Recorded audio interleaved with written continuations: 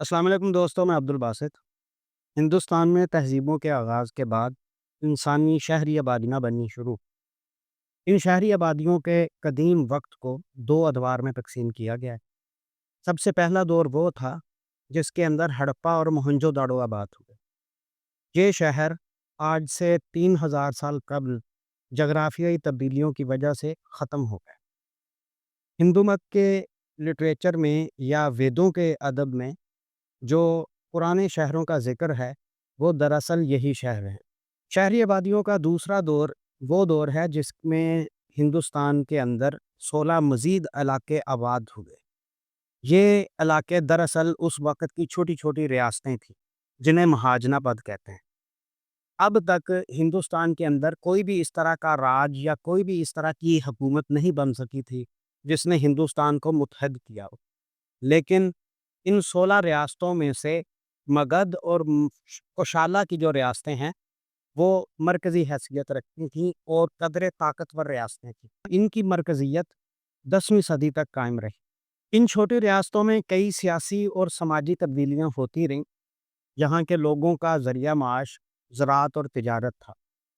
زراعت کے اندر مزید انقلاب تب آیا جب ریاست کاشی کے اندر لوہے کے ذخائر دریافت ہوئے اور یہاں کے لوگوں نے لوہے کا استعمال سیکھا اور لوہے سے زرعی آلات بنانے شروع کیے۔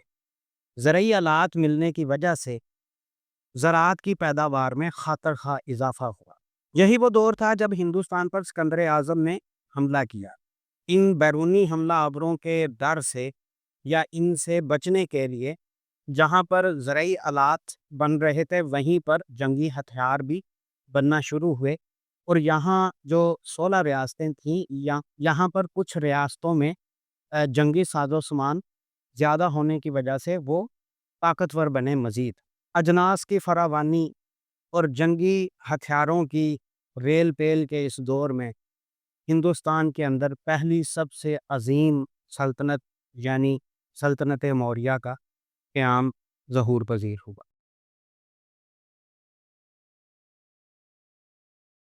سب سے پہلی بڑی سلطنت موریہ کا قیام 3 صدی قبل مسیح ہوا۔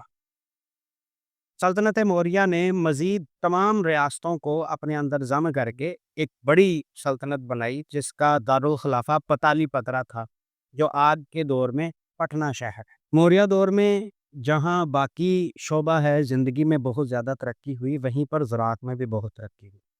چانکیہ کوٹلیہ جو موریہ سلطنت کے پہلے بادشاہ چندر گپت موریہ کے استاد اور مشیر تھے، ان کی کتاب ارتھ شاستر جس کا پہلے ذکر بھی کیا گیا ہے، دراصل موریہ سلطنت ارتھ شاستر کی عملی تصویر تھی جس کے تحت نئے دیہات آباد ہوئے، اور جو پہلے سے آباد دیہات تھے اور پہلے سے آباد زرعی زمینیں تھیں ان کو جناپدہ، اور نئی آباد ہونے والی زمین کو سیتا زمین کہا گیا۔ سیتا زمین دراصل اس وقت کراؤن لینڈ سمجھی جاتی جس کو مزاروں یا مزدوروں کے ذریعے کاشت کروایا جاتا تھا۔ جن علاقوں میں بارشیں کم ہوتی تھیں وہاں پر وسائل آبپاشی مہیا کرنا بادشاہ کی ذمہ داری، چاہے جناپدہ زمین ہو یا سیتا زمین ہو، بادشاہ وسائل آبپاشی مہیا کرتا تھا، اور یہ نظام چھوٹی چھوٹی نالیوں پر مشتمل تھا جو کسی بڑے آبی ذخیرے سے جڑی ہوتی تھی۔ اس کے بدلے میں جناپدہ اور سیتا زمین کے کاشتکار جو ہیں وہ اپنی فصل سے چھٹا حصہ بطور آبیانہ مہیا کرتے تھے۔ اسی سلسلے میں گرنار پہاڑی پر ایک ڈیم بھی بنایا گیا جسے سدرشان تگادہ کا نام دیا گیا تھا۔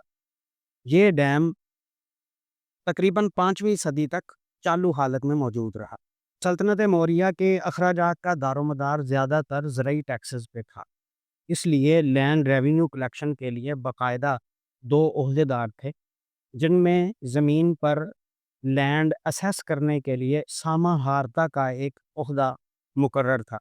اسی طرح شاہی خزانے کی دیکھ بھال کے لیے سنی دھت نام کا ایک عہدہ بھی بنایا گیا تھا جس کے ذمہ تھا کہ وہ لوگوں سے ٹیکس کلیکٹ کرے اور شاہی خزانے کی دیکھ بھال کرے۔ زرعی اراضیوں پر ایک مستقل ٹیکس بھی لاگو تھا جسے بھاگ کہتے تھے۔ اس بھاگ سے صرف ان زمینوں کو چھوٹ تھی جو سپاہیوں کو ان کی جنگی خدمات کے بدلے میں عطا کی گئی تھی۔ موریہ دور میں ٹیکسوں کے علاوہ کسانوں کے ساتھ اشتراک پہ فصلوں کی بوائی بھی کروائی جاتی تھی۔ یہ بوائی دراصل قحط سالی کے دنوں سے نپٹنے کے لیے کروائی جاتی، جس میں کسان کو سیتا زمین عطا کی جاتی اور بیج عطا کیا جاتا۔ کسان اس زمین پر اپنی محنت اور زرعی آلات استعمال لا کر فصل کاشت کرتا اور فصل کاٹتا تھا، جس میں سے آدھا حصہ کسان کو اور آدھا حصہ شاہی خزانے میں جمع ہوتا تھا۔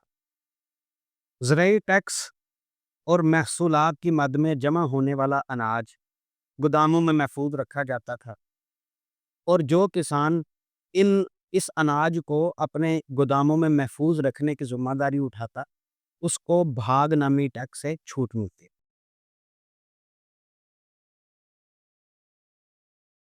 موریہ دور قدیم ہندوستان میں انتظامی لحاظ سے بہت ہی ایک تابناک دور تھا، جو 322 قبل مسیح سے لے کر تقریباً 185 قبل مسیح تک قائم رہا، یعنی 137 سال یہ دور حکومت رہا۔ اس کے بعد عرصہ دراز تک اس طرح کی حکومت دیکھنے کو نہیں ملی۔ جب موریہ دور کا خاتمہ ہوا تو ہندوستان دوبارہ چھوٹی چھوٹی ریاستوں میں بٹ گیا۔ کلنگا کی لڑائی کے بعد جب اشوک اعظم نے بدھ مت اختیار کی تو اس نے مزید جنگیں نہ لڑنے کا فیصلہ کیا، اور کلنگا سے انخلا کے بعد کلنگا کے تخت سے چیڈی سلطنت کا آغاز ہوا۔ اشوک کے بعد باختر سے یونانیوں نے دوبارہ ہندوستان پر حملے شروع کیے اور ہندوستان کے شہر سکالا تک قبضہ کر لیا۔ یہ سکالا آج کے دور میں سیالکوٹ ہے۔ اشوک کے بعد ہی مرکزی حکومت سے مزاحمت نہ ہونے کی وجہ سے جنوبی ہندوستان میں ساتواہنا سلطنت قائم ہوئی۔ موریہ سلطنت کمزور سے کمزور ہوتی گئی اور یہ پتالی پترا کے تخت تک محدود ہو گئی۔ پتالی پترا کے تخت پر اشوک اعظم کا بیٹا حاکم تھا کہ اس کے سیناپتی پشیا مترا شنگا نے اسے قتل کر کے پتالی پترا پر بھی قبضہ کر لیا، اور پتالی پترا سے شنگا سلطنت کا آغاز ہوا۔ موریہ سلطنت کے خاتمے کے بعد کا دور دراصل بدلوں کا دور ہے اور لڑائیوں کا دور ہے۔ پشیا مترا شنگا ایک کنٹروورشل کریکٹر سمجھا جاتا ہے، جو ایک متشدد برہمن تھا۔ اس نے ملک بھر میں پوری سلطنت سے جو بدھ مت کے ستوپے ہیں ان کو جلوانا شروع کیا اور بدھ سانگوں کو مروانا شروع کر۔ بدلوں جیسی ان سرگرمیوں کی وجہ سے یونانی بادشاہ مینندر جو سکالا پر حکومت کر رہا تھا، اس نے دوبارہ مرکزی ہندوستان پر حملے کرنے شروع کیے۔ دراصل یونانی بادشاہ مینندر خود بدھ مت کا پیروکار تھا۔ بدلوں کے ان کاروائیوں کی وجہ سے اس نے مرکزی حکومت پر حملے شروع کیے اور میتھورا تک کا علاقہ فتح کر لیا۔ ہندوستان چھوٹی بڑی کئی ریاستوں میں بٹتا ہوا دوسری صدی تک پہنچا، جب ہندوستان پر ایک دفعہ پھر ایک عظیم سلطنت قائم ہوئی جس نے پورے ہندوستان کو متحد کر دیا۔ میں ہوں عبد الباسط۔ ہندوستان میں معاملات زمین یا لینڈ ریونیو کا آغاز، اس کا ارتقاء اور اس کی موجودہ شکل کے اوپر یہ والی سیریز میں بنا رہا ہوں۔ آپ میرے ساتھ رہیے، بہت شکریہ۔